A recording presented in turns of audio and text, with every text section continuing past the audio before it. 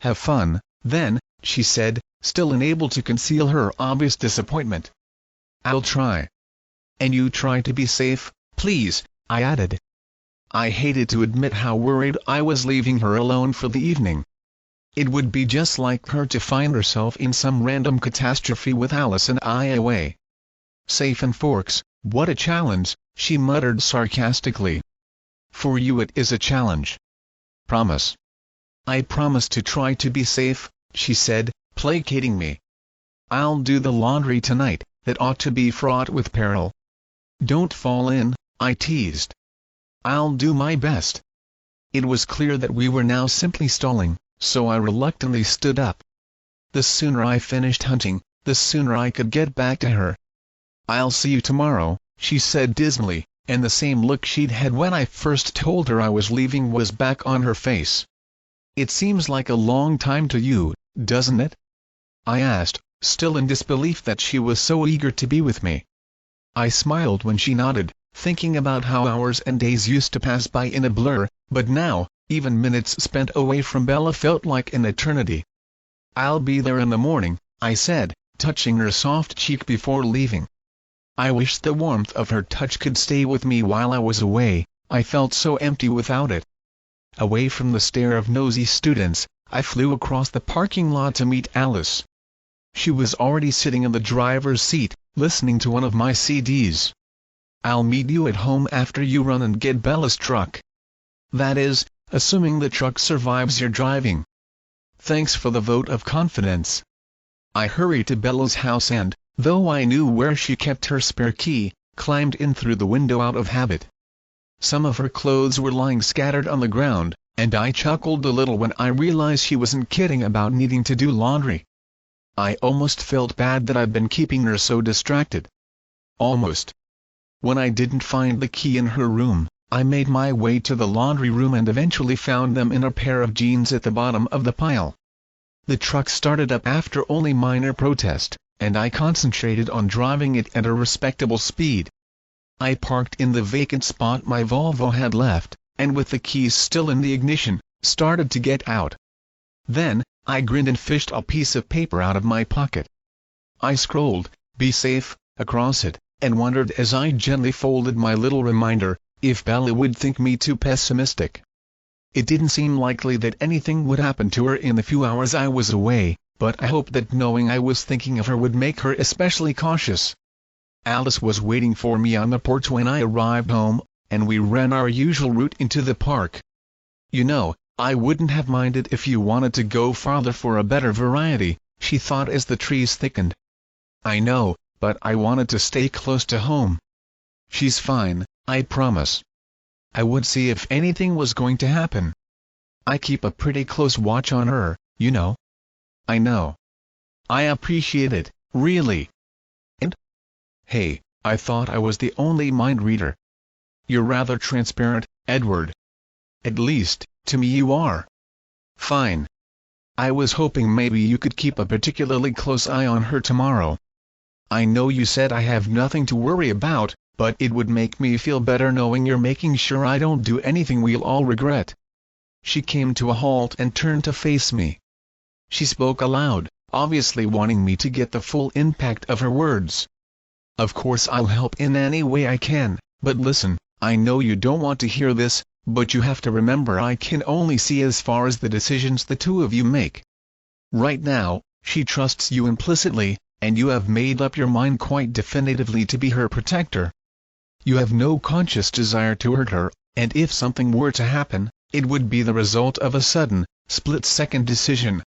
If that was the case, there wouldn't be much I could do about it. I stared at her, frightened, but knowing she was right. She smiled warmly at me, touching my shoulder with all the sisterly kindness I'd come to know throughout our decades together. I still don't believe you'll do anything to hurt her, but I wanted you to know that this really is in your hands. You're just going to have to trust yourself. Trust yourself as much as Bella trusts you. Thanks, Alice, I said, trying to believe in myself the way she wanted me to. Now, there's a herd of elk about a mile away.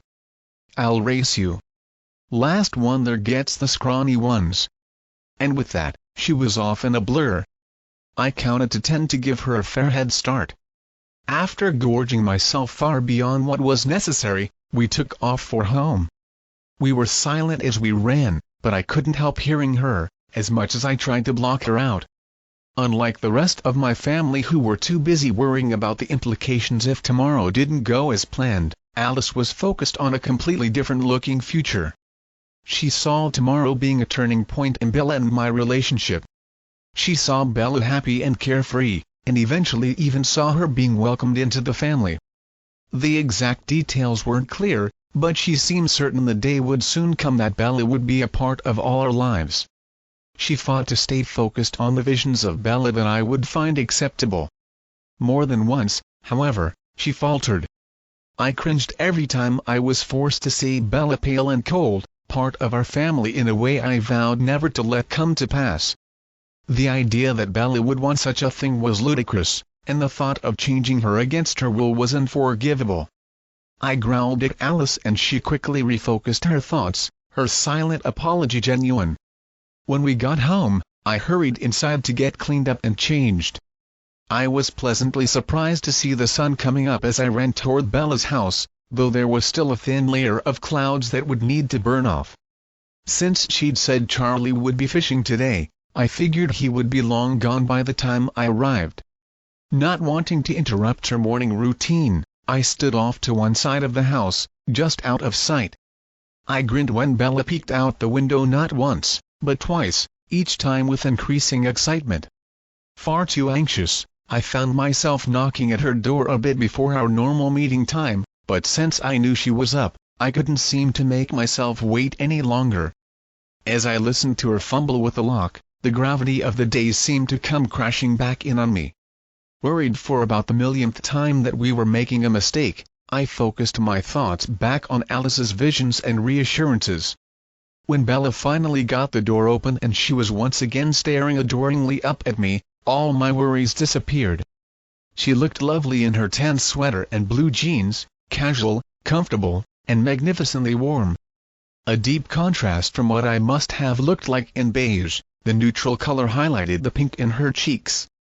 "Good morning," I smiled, unable to stop myself from taking another head-to-toe look at her. "What's wrong?" "We match," I said lightly. "Well, at least our clothes did." We walked toward the truck, and with a triumphant smile, Bella went straight to the driver's side, reminding me of our agreement. "We made a deal," she said, not hesitating for a moment before climbing in. I sighed, reluctantly taking my seat as she asked, "Where to?" "Put your seatbelt on, I'm nervous already." She glared at me, but put on her belt and icily repeated, "Where to?" "Take the 101 north," I said, not wanting to give away our destination too soon. Not that she would have any idea my personal little sanctuary even existed. I wasn't sure if it was because of how wary I was about the day, or if I simply wasn't used to traveling at normal, human speeds, but Bella seemed to be driving slower than necessary. "Were you planning to make it out of Forks before nightfall?"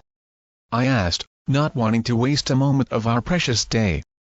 "This truck is old enough to be your car's grandfather, have some respect."